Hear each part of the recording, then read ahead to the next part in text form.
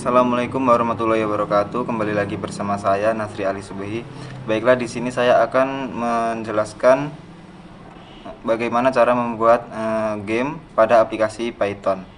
Langsung saja kita masuk ke aplikasi Python. Di sini sudah terdapat codingan yang saya buat pada perkuliahan kemarin. Jadi pada kode yang pertama yaitu import library. Di sini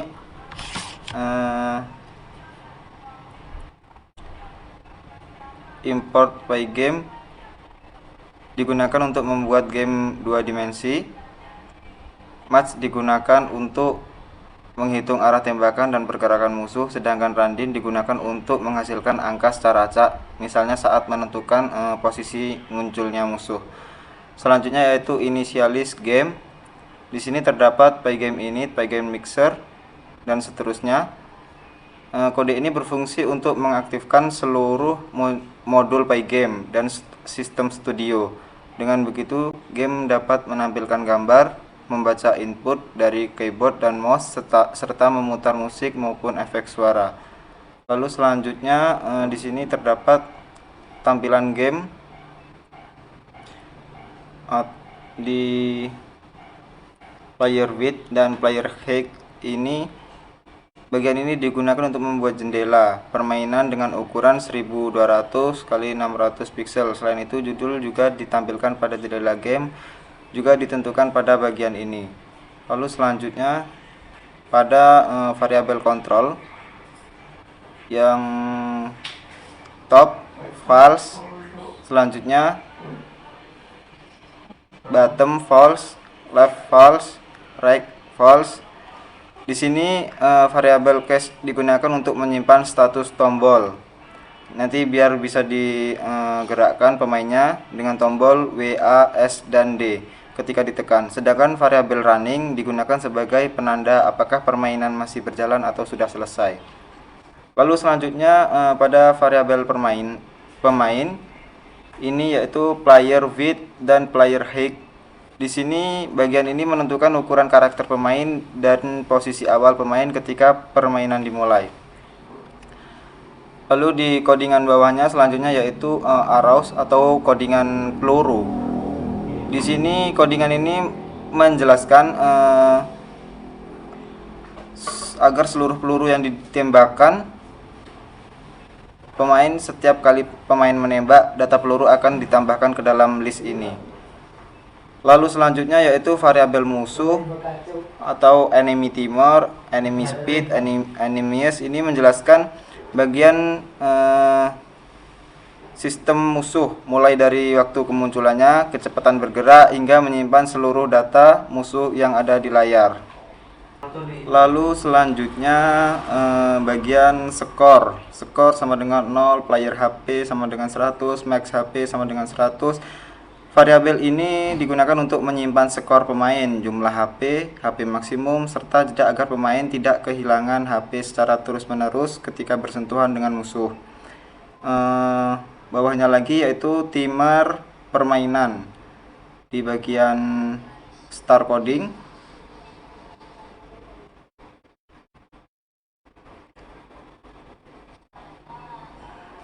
start time, pygame time, menjelaskan untuk menghitung waktu permainan.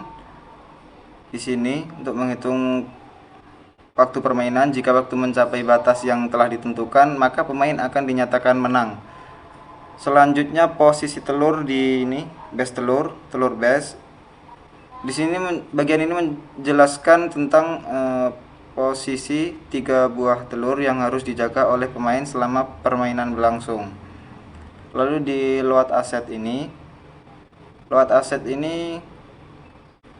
digunakan untuk membuat seluruh gambar yang akan dimasukkan ke dalam permainan seperti karakter, musuh, peluru, telur, dan latar belakang. Lalu di bawahnya ada background game. Di sini terdapat variabel yang fungsinya untuk memasukkan efek suara ke dalam permainan seperti suara tembakan, musuh mati, game over, kemenangan dan telur yang telah hancur.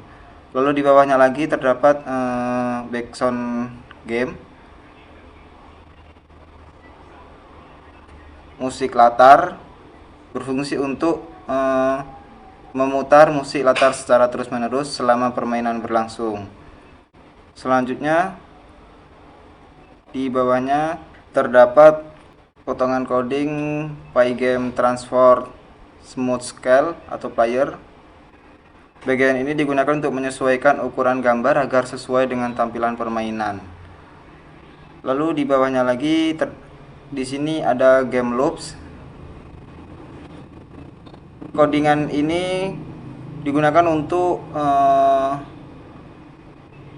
menggerakkan seluruh proses permainan agar terus diulang selama permainan masih berjalan. Selanjutnya posisi mouse. Posisi mouse bagian ini digunakan untuk mengetahui posisi kursor mouse sehingga arah tembakan dapat mengikuti posisi mouse. Lalu langkah selanjutnya menghitung sudut.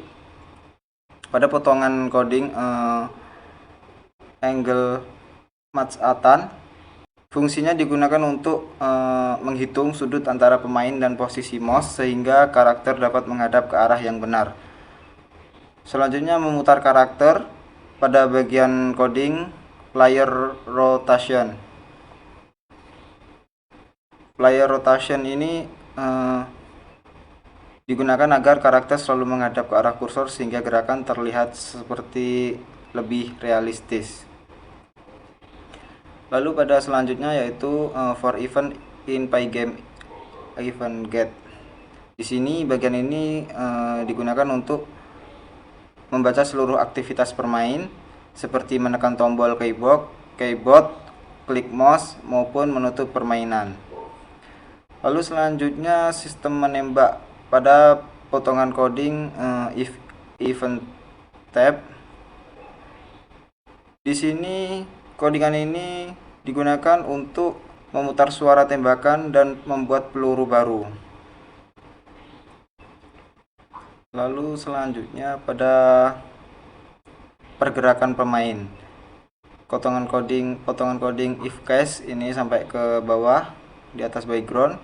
Kode ini mengatur pergerakan karakter supaya bisa digerakkan menggunakan tombol W, A, S, dan D. Lalu bawahnya lagi yaitu bagian pergerakan peluru. Bagian ini menghitung arah gerakan peluru sehingga peluru bergerak menuju arah yang dituju. Terus pada spam musuh, pada bagian coding ini digunakan untuk memunculkan musuh secara otomatis setelah waktu tertentu. Lalu di bawahnya lagi pergerakan musuh. Pada potongan coding DX, DY, di sini digunakan untuk menghitung arah gerakan musuh menuju target, baik pemain maupun telur. Lalu selanjutnya yaitu if musuh recoil. Nah, if musuh di sini bagian ini mendeteksi apakah musuh menyentuh pemain. Jika terjadi tabrakan, HP akan berkurang.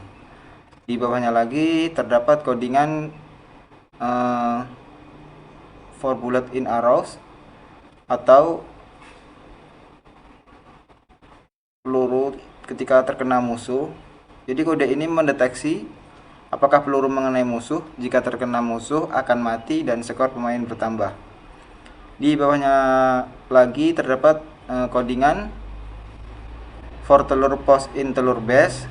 Ini fungsinya untuk mendeteksi apakah musuh berhasil mencapai telur. Jika iya, telur akan hilang dari permainan. Lalu di bawahnya lagi terdapat bar HP. Pada potongan coding score text.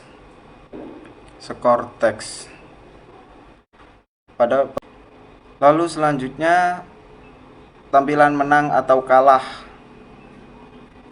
Tampilan menang atau kalah pada bagian ini.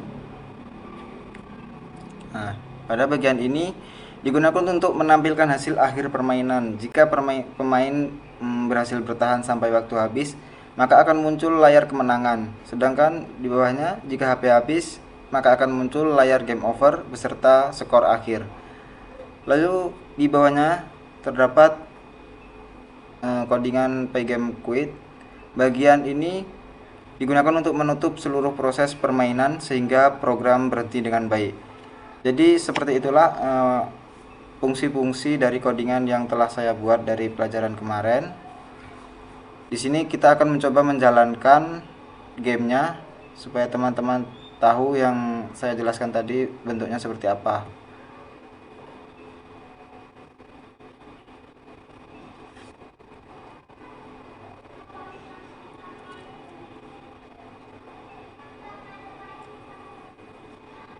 Di mana sebenarnya letak kenyamanan itu?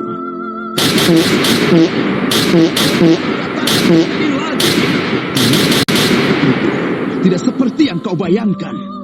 Jadi kurang lebih permainan yang saya buat seperti ini.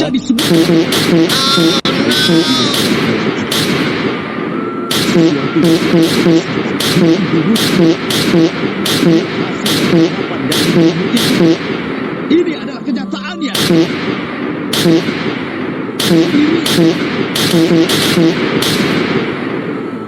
Beritahu mereka apa itu keputusasaan yang paling dalam.